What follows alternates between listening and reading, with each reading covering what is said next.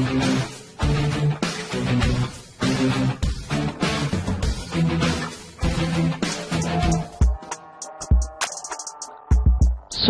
Paloh ternyata pro Jokowi 3 periode.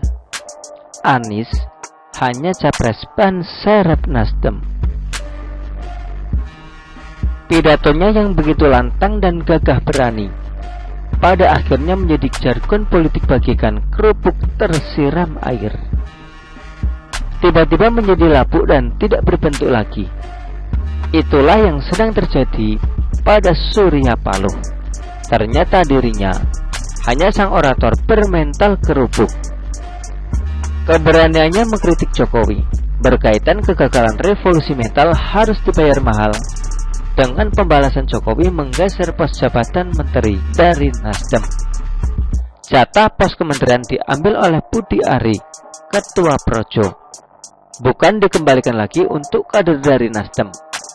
Keputusan yang menyakitkan tersebut membuat Surya Paloh langsung beranjak sowan ke Istana Presiden bertemu Jokowi untuk menanyakan prahara politik hilangnya pos jabatan Kemeninfo. Pada akhirnya, Ketua Umum Partai Nasdem Surya Paloh bertemu Presiden Jokowi di Istana Negara Senin tanggal 17 Juli tahun 2023. Momen pertemuan itu digelar sehari setelah apel siaga yang diadakan Nasdem di Gelora Bung Karno, Jakarta lalu. Disusul Resul Menteri dari Nasdem.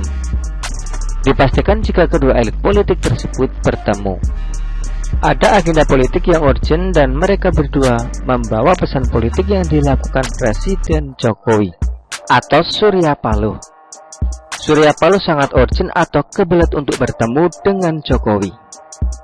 Berdasarkan catatan sejarah politik, hubungan politik Surya Paloh dan Jokowi mengalami pasang surut.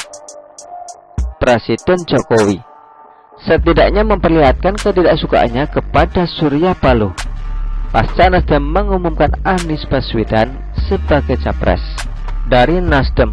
Yang bikin marah besar Jokowi ketika Anies Baswedan dijadikan antitesa Jokowi. Tidak sia-sia Nasdem cepat bergerak menuju istana. Ada kabar baik dari pertemuan tersebut. Setidaknya Nasdem lebih tenang. Badan merasa plong pasca ketemu dengan Jokowi langsung. Rupanya Presiden Jokowi lebih bijak bersikap dengan Nasdem yang memang berjasa 2 kali mendukung pencalonan dirinya sebagai capres tahun 2015 dan tahun 2019. Fakta berkurangnya jatah Nasdem dari 3 menteri menjadi 2 menteri menjadikan Nasdem galau dan marah. Namun apa daya, tenaga dan kuasa tidak sampai, memaksakan Nasdem harus menurunkan ego dan bergaining politik. Dengan bertemu dan bernegosiasi, ketemu langsung Jokowi. Setidaknya hal terburuk yang bakal terjadi bisa diminimalisir semisal digesernya kembali 2 jabatan menteri jatah Nasdem oleh Jokowi. Jika 2 menteri tersisa hilang, menjadi kerugian terburuk bagi Nasdem. Citra Surya Paloh semakin terpuruk dan secara politis sudah kalah total dengan Jokowi. Ketika Surya Paloh mengatakan kembali memilih Joko Widodo andai konstitusi memperbolehkan masa jabatan presiden 3 periode. Artinya Surya Paloh mengatakan pasang badan membela dan mengusung kembali menjadi capres jika Jokowi legal formal terpenuhi sebagai capres tahun 2024. 2 hal Surya Paloh menjadi jatuh. Pertama, turun drastis wibawa Surya Paloh di depan Jokowi karena Surya Paloh lebih takut kehilangan jatah menteri.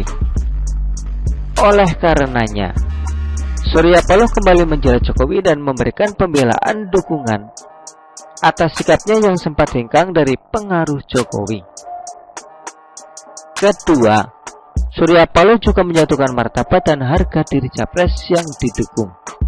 Artinya, Surya Paloh setengah hati memilih Anies Baswedan dan pada kenyataannya Surya Paloh masih berharap Jokowi menjadi pilihan capres ketiga kalinya.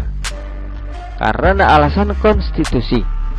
Akhirnya Nasdem memindahkan pilihannya ke mantan Gubernur DKI Jakarta ini. Oh, ternyata Surya Paloh akhirnya tegak lurus ke Jokowi lagi. Dan ketahuan juga, pilihan pencapresan Anies Baswedan hanya sebagai penserep capres, alias pilihan keduanya Surya Paloh. Alibi Surya Paloh hengkang dari dukungan serta kepatuhan pencapresan yang jatuh dari radar Jokowi didasarkan karena alasan konstitusi.